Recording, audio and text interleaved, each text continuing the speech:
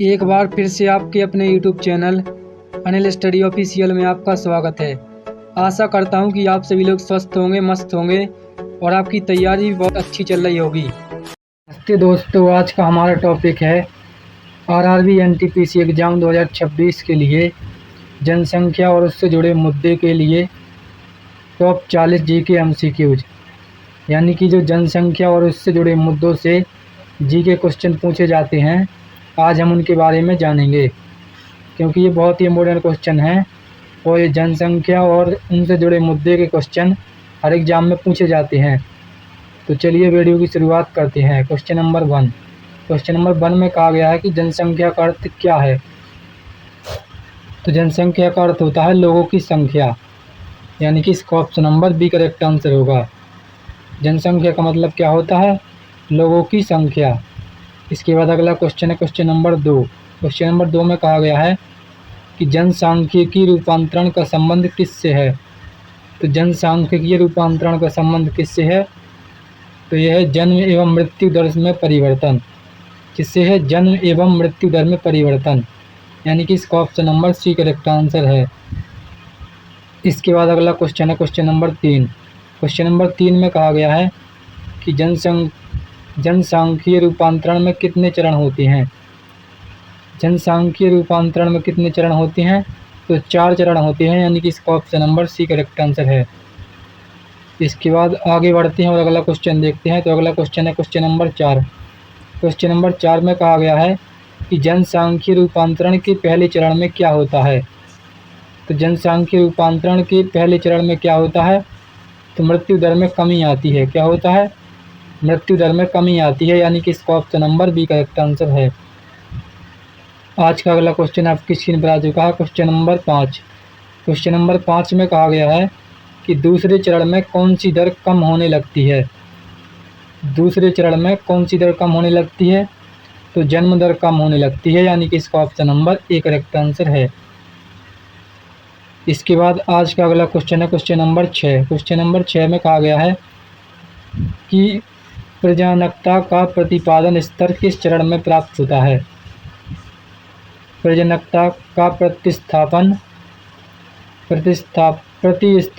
स्तर किस चरण में प्राप्त होता है।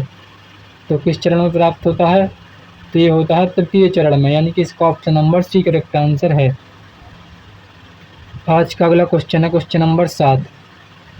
क्वेश्चन नंबर 7 में क्वेश्चन ये पूछा गया है कि चौथे चरण में क्या स्थिति होती है, यानी कि चौथे चरण में क्या स्थिति बनती है।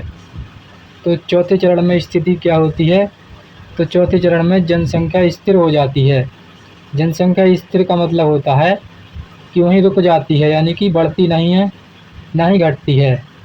क्या होता है? ना जनसंख्या बढ़ती है और ना ही घटती है, यानी कि इसका option number C correct answer है। आज का अगला क्वेश्चन है क्वेश्चन नंबर 8। क्वेश्चन नंबर 8 में कहा गया है कि जनसंख्या वितरण को प्रभावित करने वाला भौगोलिक कारक कौन सा है। यानी कि जनसंख्या वितरण को प्रभावित करने वाला भौगोलिक कारक कौन सा है, यानी कि जो कारण जनसंख्या वितरण को प्रभावित करता है वो कौन सा है। तो वो कौन सा है? तो वो है जलवायु, यानी कि इसका option number A correct answer है। कौन सा है? जलवायु। अगला क्वेश्चन है क्वेश्चन नंबर 9। क्वेश्चन नंबर 9 में कहा गया है कि मानव बस्ती के लिए कौन सा क्षेत्र कम अनुकूल होता है। यानी कि मानव बस्ती के लिए, यानी कि जहाँ मानव रहता है और अपना घर बस्ती बसाता है, उसके लिए कौन सा क्षेत्र कम अनुकूल रहता है। इसका जो करेक्ट आंसर होगा वो कौन सा होगा? तो वो होगा आगम्य शैल प्रदेश। आगम्य शैल प्रदेश, यानी कि इसका option number C correct answer है। इसके बाद अगला क्वेश्चन है क्वेश्चन नंबर 10। क्वेश्चन नंबर 10 में कहा गया है कि उर्वर मृदा वाले क्षेत्रों में जनसंख्या सामान्यतः कैसी होती है। यानी कि जो उर्वर मृदा वाले क्षेत्रों में जनसंख्या सामान्यतः किस प्रकार की होती है या कैसी पाई जाती है। तो किस प्रकार की पाई जाती है? तो ये पाई जाती है, अधिक पाई जाती है, यानी कि अधिक जनसंख्या पाई जाती है, यानी कि इसका option number B correct answer है। इसके बाद अगला क्वेश्चन देखते हैं। तो अगला क्वेश्चन है क्वेश्चन नंबर 11। क्वेश्चन नंबर 11 में कहा गया है कि जनसंख्या वितरण को प्रभावित करने वाला आर्थिक कारक कौन सा है। यानी कि जो जनसंख्या वितरण को प्रभावित करता है वह आर्थिक कारक कौन सा है, तो वह होता है खनिज संसाधन। कौन सा होता है? खनिज संसाधन, यानी कि इसका option number B correct answer है। इसके बाद अगला क्वेश्चन है क्वेश्चन नंबर 12। क्वेश्चन नंबर 12 में कहा गया है कि शहरीकरण का प्रभाव किस प्रकार पर पड़ता है, यानी कि जो शहरीकरण होता है उसका प्रभाव किस पर पड़ता है। शहरीकरण का मतलब होता है डिजिटलाइजेशन, यानी कि हर चीज़ नया हो जाता है। जो नई नई योजनाएं आती हैं, जो नए नए उपकरण आते हैं, वो शहरीकरण हो जाता है। तो इसका प्रभाव किस प्रकार पड़ता है, तो इसका प्रभाव जनसंख्या घनत्व पर पड़ता है, यानी कि जनसंख्या घनत्व पर पड़ता है। इसका option number A correct answer है। अगला क्वेश्चन है क्वेश्चन नंबर 13। क्वेश्चन नंबर 13 में कहा गया कि सामाजिक राजनीतिक स्थिरता किसे प्रभावित करती है। तो सामाजिक आर्थिक स्थिरता किसे प्रभावित करती है, तो ये किसको प्रभावित करती है, तो ये जनसंख्या वितरण को प्रभावित करती है, यानी कि इसका option number A correct answer है। इसके बाद आज का अगला क्वेश्चन है क्वेश्चन नंबर 14। क्वेश्चन नंबर 14 में कहा गया है कि भारतीय जनसंख्या वृद्धि का प्रमुख कारण क्या है, यानी कि जो भारतीय जनसंख्या इतनी बढ़ रही है इसका प्रमुख कारण क्या है, ये बताना है। तो भारतीय जनसंख्या का प्रमुख कारण क्या है, तो भारतीय जनसंख्या का प्रमुख कारण है चिकित्सा सेवाओं में वृद्धि, यानी कि चिकित्सा सेवा में वृद्धि हो रही है इसलिए जनसंख्या बढ़ रही है। क्योंकि जब चिकित्सा सेवाएं बढ़ेंगी तो लोगों की जानें ज़्यादा से ज़्यादा बचाई जाएंगी, ज़्यादा से ज़्यादा जानें बचाई जाएंगी, इससे मृत्यु कम होगी। और जब मृत्यु कम होगी तो स्वाभाविक सी बात है कि जनसंख्या बढ़ेगी ही बढ़ेगी, यानी कि इसका option number B correct answer है। अगला क्वेश्चन है क्वेश्चन नंबर 15। क्वेश्चन नंबर 15 में कहा गया है कि कम आयु में विवाह का प्रभाव क्या होता है, यानी कि कम उम्र में विवाह हो जाता है तो उसका क्या प्रभाव पड़ता है। यदि कम उम्र में विवाह हो जाता है तो उसका मतलब होता है कि जनसंख्या वृद्धि बढ़ती है। जनसंख्या वृद्धि कैसे बढ़ती है, जनसंख्या वृद्धि इस प्रकार बढ़ती है कि अगर कम उम्र में उसकी शादी कर दी गई है, कम उम्र में शादी कर दी गई है तो वह ना ज़्यादा पढ़ लिख पाएगा और ना इस दुनिया के बारे में ज़्यादा जान पाएगा। इसका option number A correct answer होगा। कौन सा होगा, इसका option number A correct answer होगा। इसके बाद अगला क्वेश्चन है क्वेश्चन नंबर 16। क्वेश्चन नंबर 16 में कहा गया है कि निम्न साक्षरता दर किससे जुड़ी है। जो निम्न साक्षरता दर होती है ये किससे जुड़ी होती है, तो ये किससे जुड़ी होती है, तो ये जुड़ी होती है जनसंख्या वृद्धि से। यानी कि अगर साक्षरता दर निम्न होगी या मतलब कम साक्षरता होगी तो जनसंख्या वृद्धि बढ़ेगी। इसलिए सरकार को जनसंख्या वृद्धि के खिलाफ जागरूक करना चाहिए लोगों को, और सभाएं भी करना चाहिए, और इसके बारे में स्कूल कॉलेजों में भी इसके बारे में पढ़ाया जाना चाहिए। यानी कि इसका option number A correct answer है। कौन सा है, इसका option number A correct answer है। इसके बाद अगला क्वेश्चन है कौन सा 17। तो क्वेश्चन नंबर 17 में कहा गया है कि परिवार नियोजन के प्रति विमुखता का परिणाम क्या है। परिवार नियोजन के प्रति विमुखता का परिणाम क्या है, तो परिवार नियोजन के प्रति विमुखता का परिणाम होता है जनसंख्या वृद्धि, यानी कि इसका option number B correct answer है। इसके बाद अगला क्वेश्चन है क्वेश्चन नंबर 18। क्वेश्चन नंबर 18 में कहा गया है कि सरकार द्वारा जनसंख्या स्थिर करने हेतु कौन सा कार्यक्रम चलाया गया। यानी कि जनसंख्या स्थिर यानी कि जनसंख्या पर नियंत्रण करने के लिए कौन सा कार्यक्रम चलाया गया। तो जनसंख्या नियंत्रण करने के लिए सरकार द्वारा परिवार नियोजन कार्यक्रम चलाया गया। कौन सा चला गया, परिवार नियोजन, यानी कि इसका option number B correct answer है। इसके बाद अगला क्वेश्चन है क्वेश्चन नंबर 19। क्वेश्चन नंबर 19 में कहा गया है कि आशा कार्यकर्ता किसकी होम डिलीवरी करती है। तो जो आशा कार्यकर्ता होती है हमारे गांव में, ये किसकी होम डिलीवरी करती है, तो ये किसकी होम डिलीवरी करती है, तो ये करती है गर्भ निरोधक दवाइयाँ, यानी कि गर्भ निरोधक दवाइयाँ, यानी कि इसका option number C correct answer है। आज का अगला क्वेश्चन है क्वेश्चन नंबर 20। क्वेश्चन नंबर 20 में कहा गया है कि राष्ट्रीय जनसंख्या नीति की घोषणा कब की गई। राष्ट्रीय जनसंख्या नीति की घोषणा कब की गई थी, तो ये कब की गई थी, तो ये की गई थी 2000 में, यानी कि इसका option number C correct answer है। इसके बाद अगला क्वेश्चन है क्वेश्चन नंबर 20। क्वेश्चन नंबर 21 में कहा गया है कि राष्ट्रीय जनसंख्या नीति का मध्य शास्त्रीय लक्ष्य क्या है। यानी कि राष्ट्रीय जनसंख्या नीति का मध्य शास्त्रीय लक्ष्य क्या है। क्वेश्चन नंबर 21, तो इसका जो करेक्ट आंसर होगा वो होगा TFR 2.0। कौन सा है, TFR 2.0। इसके बाद अगला क्वेश्चन है क्वेश्चन नंबर 22। क्वेश्चन नंबर 22 में कहा गया है कि प्रतिस्थापन स्तर का अर्थ क्या है। यानी कि प्रतिस्थापन स्तर का अर्थ क्या होता है, तो इसका अर्थ होता है 2 बच्चे प्रति जोड़ा, यानी कि 2 बच्चे प्रति जोड़ा, यानी कि इसका option number B correct answer है। इसके बाद अगला क्वेश्चन है क्वेश्चन नंबर 23। क्वेश्चन नंबर 23 में कहा गया है कि राष्ट्रीय जनसंख्या नीति का दूरदर्शी लक्ष्य किस वर्ष तक जनसंख्या स्थिर करना था। तो किस वर्ष तक जनसंख्या को स्थिर करना था, क्वेश्चन नंबर 23 में पूछा गया है। तो इसका जो करेक्ट आंसर होगा वो होगा 2045, यानी कि 2045 तक जनसंख्या स्थिर, यानी कि जनसंख्या पर नियंत्रण करने का लक्ष्य था। इसके बाद अगला क्वेश्चन है क्वेश्चन नंबर 24। क्वेश्चन नंबर 24 में क्या कहा गया है, क्वेश्चन नंबर 24 में कहा गया है कि नीति में प्रेरणा एवं प्रोत्साहन संबंधी कितनी युक्तियां बताई गई हैं। तो नीति में प्रेरणा एवं प्रोत्साहन संबंधी कितनी युक्तियां बताई गई हैं, तो इसका जो करेक्ट आंसर होगा वो होगा 16, यानी कि इसका option number D correct answer है। आज का अगला क्वेश्चन आपकी स्क्रीन पर है क्वेश्चन नंबर 25। क्वेश्चन नंबर 25 में कहा गया है कि छोटे परिवारों को प्रोत्साहित करने हेतु किसे पारितोषिक देने का प्रावधान है। यानी कि छोटे परिवारों को प्रोत्साहित करने हेतु पारितोषिक देने का प्रावधान किसे है। पारितोषिक का मतलब होता है पुरस्कार। तो इसका जो करेक्ट आंसर होगा वो होगा पंचायतों और जिला परिषदों को। किसको है, पंचायतों एवं जिला परिषदों को।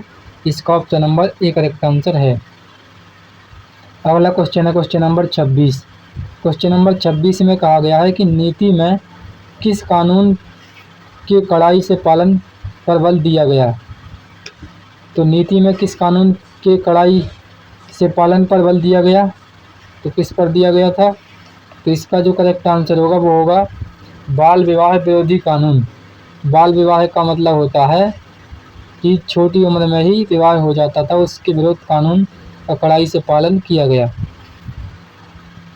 अगला क्वेश्चन है क्वेश्चन नंबर 27। क्वेश्चन नंबर 27 में कहा गया है किस प्रतिमान को प्रोत्साहित किया गया। किस प्रतिमान को प्रोत्साहित किया गया, क्वेश्चन नंबर 27। तो इसका जो करेक्ट आंसर होगा 2 बच्चे, यानी कि आप 2 बच्चे कर सकते हैं। इसका करेक्ट आंसर होगा बी। अगला क्वेश्चन है क्वेश्चन नंबर 28। क्वेश्चन नंबर 28 में कहा गया कि नसबंदी सुविधा को किसके माध्यम से मजबूत करने की बात कही गई।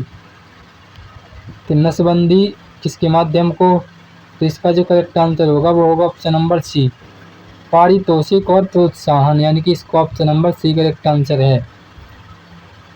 अगला क्वेश्चन है क्वेश्चन नंबर 29। क्वेश्चन नंबर 29 में कहा गया है कि संस्थागत प्रसव का लक्ष्य कितना रखा गया। संस्थागत प्रसव का लक्ष्य कितना रखा गया, तो ये रखा गया 80%, यानी कि इसका option number C correct answer है।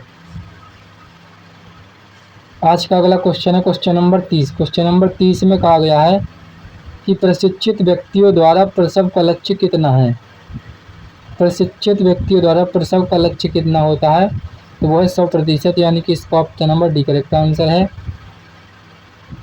इसके बाद आज का अगला क्वेश्चन है क्वेश्चन नंबर 31। क्वेश्चन नंबर 31 में कहा गया है कि शिशु मृत्यु दर को कितने से नीचे लाने का लक्ष्य रखा गया। यानी कि शिशु मृत्यु दर को कितने से नीचे लाने का लक्ष्य रखा गया, तो कितने से रखा गया, 30 से, यानी कि इसका option number B correct answer है। आज का अगला क्वेश्चन आपकी स्क्रीन पर है क्वेश्चन नंबर 32।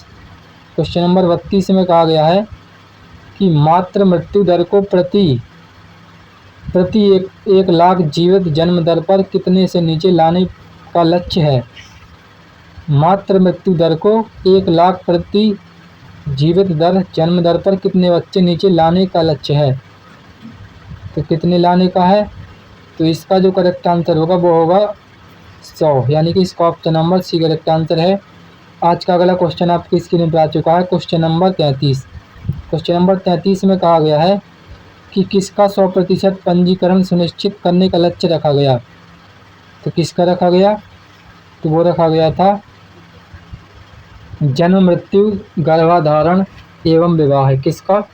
जन्म का, मृत्यु का, गर्भाधारण और विवाह का। इसके बाद आज का अगला क्वेश्चन है क्वेश्चन नंबर 34। क्वेश्चन नंबर 34 में कहा गया है कि सार्वभौमिक प्रतिरक्षण किसके विरुद्ध प्राप्त करना है? सार्वभौमिक प्रतिरक्षण किसके विरुद्ध प्राप्त करना है? तो इसका जो करेक्ट आंसर होगा वो होगा ऑप्शन नंबर ए, सभी टीके से रोकथाम योग्य बीमारियां, यानी कि सभी टीके से रोकथाम योग्य बीमारियां, यानी कि इसका ऑप्शन नंबर कौन सा होगा? इसका option number A correct answer है। आज का अगला क्वेश्चन है क्वेश्चन नंबर 25। क्वेश्चन नंबर 25 में कहा गया है कि नीति में किसे अधिक उम्र में विवाह के लिए प्रोत्साहित किया गया? तो किसको किया गया? Question number 35। तो इसका जो करेक्ट आंसर होगा वो होगा लड़कियों को, यानी कि इसका option number B correct answer होगा। इसके बाद अगला क्वेश्चन है क्वेश्चन नंबर 36। क्वेश्चन नंबर 36 में क्या कहा गया? तो इसमें कहा गया है कि राष्ट्रीय जनसंख्या आयोग का गठन कब हुआ? यानी कि राष्ट्रीय जनसंख्या आयोग का गठन कब हुआ था? तो इसका गठन हुआ था मई 2000 को। कब हुआ था? मई 2000 को, यानी कि इसका option number C correct answer है। इसके बाद आज का अगला क्वेश्चन है क्वेश्चन नंबर 37। क्वेश्चन नंबर 37 में कहा गया है कि राष्ट्रीय जनसंख्या आयोग के अध्यक्ष कौन होते हैं? तो राष्ट्रीय जनसंख्या आयोग के अध्यक्ष होते हैं प्रधानमंत्री, यानी कि इसका option number B correct answer है। इसके बाद अगला क्वेश्चन है क्वेश्चन नंबर 38। क्वेश्चन नंबर 38 में कहा गया है कि आयोग का प्रमुख कार्य क्या है? तो आयोग का प्रमुख कार्य होता है नीति क्रियान्वित की समीक्षा और निगरानी, यानी कि नीति को बनाना और उसे पालन करवाना और उसकी निगरानी यानी कि देखरेख करना। इसके बाद अगला क्वेश्चन है क्वेश्चन नंबर 39। क्वेश्चन नंबर 39 में कहा गया है कि नेशनल पॉपुलेशन स्टेबलाइजेशन फंड किसके अंतर्गत स्थापित किया गया? तो किसके अंतर्गत स्थापित किया गया? तो राष्ट्रीय जनसंख्या आयोग के अंतर्गत स्थापित किया गया, यानी कि इसका option number A correct answer होगा। इसके बाद आज का अगला क्वेश्चन और आखिरी क्वेश्चन, बहुत ही इंपॉर्टेंट क्वेश्चन है, क्वेश्चन नंबर 40। क्वेश्चन नंबर 40 में कहा गया है निष्कर्ष के अनुसार जनसंख्या अधिशेष का लाभ उठाने के लिए क्या आवश्यक है? तो इसके लिए क्या आवश्यक है? तो इसके लिए पर्याप्त जीविका और आकर्षक वातावरण आवश्यक है, यानी कि इसका option number B correct answer है। तो आशा करता हूं कि आप सभी लोगों को जनसंख्या और उससे जुड़े मुद्दे जो आरआरबी एनटीपीसी एग्ज़ाम में पूछे जा सकते हैं, तो उसके 40 MCQs क्वेश्चन जीके जीएस के अच्छी तरह समझ में आए होंगे। इसी प्रकार की बेस्ट एजुकेशनल वीडियो के लिए हमारे चैनल को सब्सक्राइब करें, वीडियो को लाइक शेयर कमेंट करें। तब तक के लिए धन्यवाद, मिलते हैं नेक्स्ट वीडियो में।